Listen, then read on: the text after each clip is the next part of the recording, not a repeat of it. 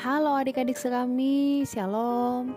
Berjumpa lagi dengan Kak Trias dalam Do Re Mi, doa dan renungan misioner pada hari Senin tanggal 3 April 2023. Semoga hari ini kita semua dalam keadaan sehat dan bahagia. Adik-adik sekalian, bacaan yang akan kita baca hari ini akan diambil dari Injil Yohanes. Namun sebelum itu, mari kita berdoa. Dalam nama Bapa dan Putra dan Roh Kudus, amin. Bapa yang Maha Pengasih, kami mengucap syukur atas segala rahmat yang sudah kami terima. Saat ini ya Tuhan, kami akan membaca dan merenungkan sabda-Mu. Bantulah kami agar kami dapat memahami kehendak-Mu dalam bacaan ini. Demi Kristus Tuhan dan pengantara kami, amin. Dalam nama Bapa dan Putra dan Roh Kudus, amin. Sekarang mari kita buka Injil Yohanes pasal 12 ayat 1-11. Inilah Injil suci menurut Yohanes, dimuliakanlah Tuhan. 6 hari sebelum Paskah, Yesus datang ke Betania, tempat tinggal Lazarus yang ia bangkitkan dari antara orang mati.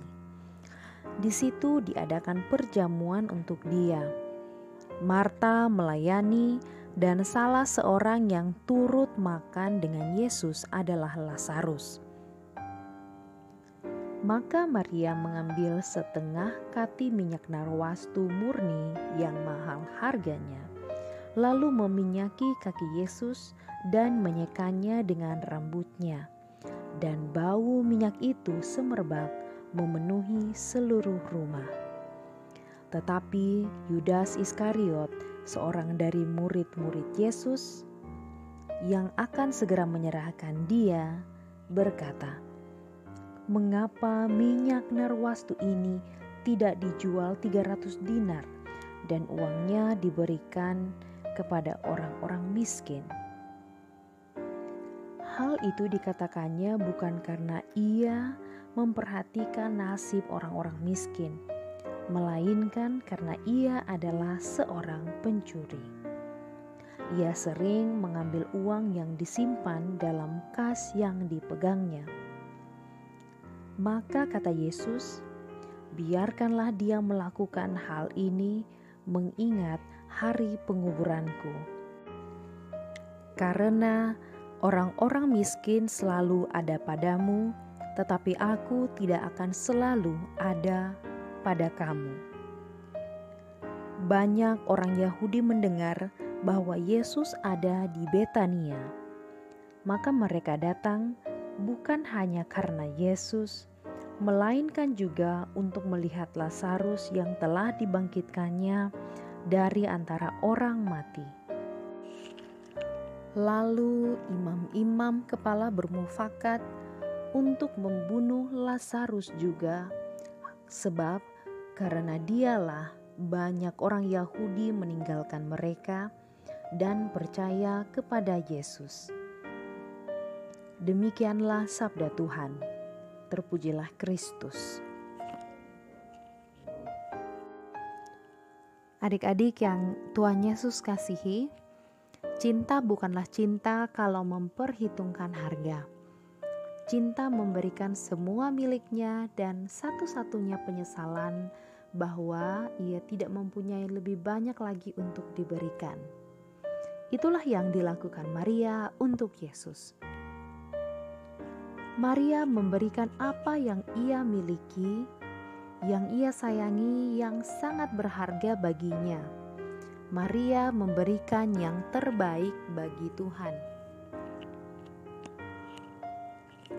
Maria dalam kisah kita ini adalah sosok perempuan yang bukan saja selalu setia mendengar pengajaran-pengajaran Yesus, tapi juga melakukan ajaran Yesus itu secara nyata. Maria tahu bahwa tidak banyak waktu lagi untuk bersama Yesus, sebab saat kematian Yesus sudah sangat dekat.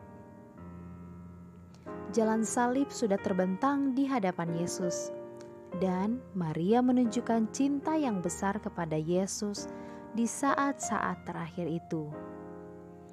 Maria mengambil setengah kati minyak narwastu murni yang sangat mahal harganya, lalu meminyaki kaki Yesus dan menyeka kaki Yesus dengan rambutnya sendiri.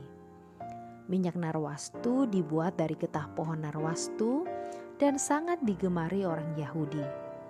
Minyak narwastu sangat mahal harganya dan biasanya dipakai untuk kecantikan, untuk pemakaman, sebagai obat, dan digunakan dalam pekerjaan imamat.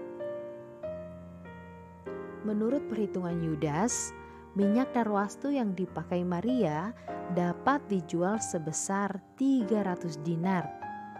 1 dinar adalah upah harian bagi pekerja.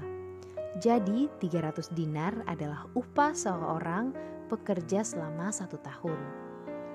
Maria tidak memikirkan harga minyak itu. Maria memberi apa yang berharga yang dimilikinya untuk Yesus. Maria melakukan hal yang berbeda dari kebanyakan orang saat itu. Ketika banyak orang semakin membenci Yesus dan para pemimpin Yahudi berusaha membunuh Yesus, Maria justru menunjukkan cinta yang melimpah untuk Yesus. Maria memuliakan Yesus melebihi kebiasaan waktu itu. Di Israel, jika ada tamu yang berkunjung, maka tuan rumah akan menyambut tamunya dengan membasuh kaki si tamu dengan air dan menyekanya dengan kain. Maria bukan memakai air biasa, melainkan minyak wewangian yang mahal. Maria juga tidak menyeka dengan kain, tetapi dengan rambutnya sendiri. Rambut adalah mahkota seorang perempuan. Tindakan Maria adalah suatu simbol pemberian hidup sepenuhnya kepada Yesus. Yudas tidak setuju dengan tindakan Maria. Baginya, lebih baik minyak itu dijual untuk membantu orang-orang miskin. Ada kesan kalau Yudas mempunyai rasa peduli kepada orang miskin. Kelihatannya sejalan dengan pola hidup Yesus yang berpihak pada orang miskin. Tetapi sudah diketahui oleh Yesus, maka Yesus menegurnya. Kata Yesus, "Biarkanlah dia melakukan hal ini, mengingat hari penguburanku." Tindakan Maria adalah sebuah penghargaan yang tinggi sekali kepada Yesus, dan itu bukan pemborosan uang yang sia-sia. Yudas seolah-olah menunjukkan bahwa ia adalah seorang yang mengasihi orang miskin, padahal sebenarnya tidak. Yudas tidak mengasihi orang miskin. Ia juga tidak mengasihi Yesus. Ia hanya cinta dirinya sendiri. Yudas terlihat murah hati, padahal sebenarnya serakah. Injil Yohanes mencatat bahwa Yudas adalah seorang pencuri karena mengambil uang yang disimpan dalam kas yang dipegangnya. Yudas adalah koruptor yang menunjukkan simpati pura-pura untuk orang miskin. Ibarat membungkus barang busuk dalam kemasan yang baik, Yudas memberi harga minyak narwastu sebesar 300 dinar, sedangkan Yesus memberinya harga 30 keping perak, harga terendah untuk seorang budak. Maria menyatakan cinta kepada Yesus, cinta yang besar tanpa memperhitungkan harga, cinta yang memuliakan Yesus sebelum penguburan Yesus. Sedangkan Yudas mendasarkan hidupnya pada kepentingan dan cinta diri sendiri. Sikap Maria dan Yudas adalah pilihan bagi kita. Mana yang kita pilih? Cinta Yesus atau cinta diri sendiri?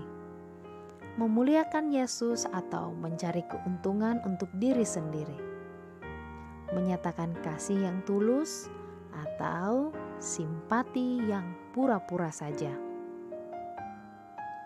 Tindakan Maria adalah teladan yang dikehendaki Allah bagi kita, terutama ketika kita memaknai sengsara dan derita Yesus Kristus pada minggu sengsara ini. Semoga demikian. Amin.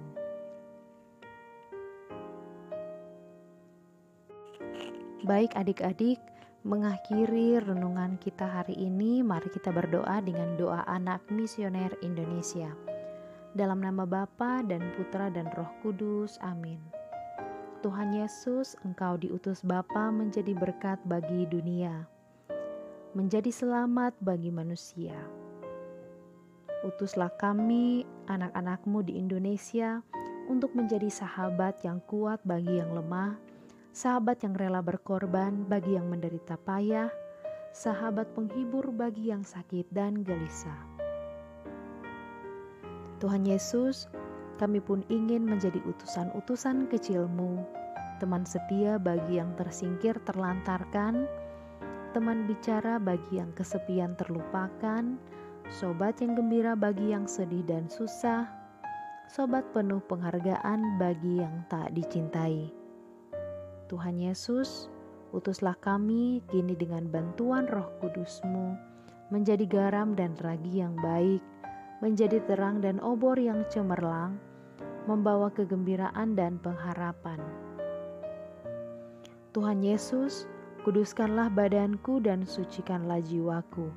Kupersembahkan diriku padamu hari ini, berkatilah semua anak dimanapun juga, berkatilah semua orang yang kami jumpai siapapun juga. Amin. Bapa kami yang ada di dalam surga, dimuliakanlah nama-Mu, datanglah kerajaan-Mu, jadilah kehendak-Mu di atas bumi seperti di dalam surga. Berilah kami rezeki pada hari ini, dan ampunilah kesalahan kami, seperti kami pun mengampuni yang bersalah kepada kami, dan janganlah masukkan kami ke dalam pencobaan, tetapi bebaskanlah kami dari yang jahat. Amin. Salam Maria, penuh rahmat, Tuhan serta-Mu. Terpujilah Engkau di antara wanita, dan terpujilah buah tubuh-Mu, Yesus. Santa Maria, Bunda Allah, doakanlah kami yang berdosa ini, sekarang dan waktu kami mati. Amin. Kemuliaan kepada Bapa dan Putra dan Roh Kudus, seperti pada permulaan, sekarang, selalu, dan sepanjang segala abad. Amin. Dalam nama Bapa dan Putra dan Roh Kudus. Amin. Oke adik-adik, demikian Doremi kita pada hari ini. Kita akan berjumpa lagi pada Doremi yang berikutnya. Tuhan Yesus memberkati, selamat beraktivitas.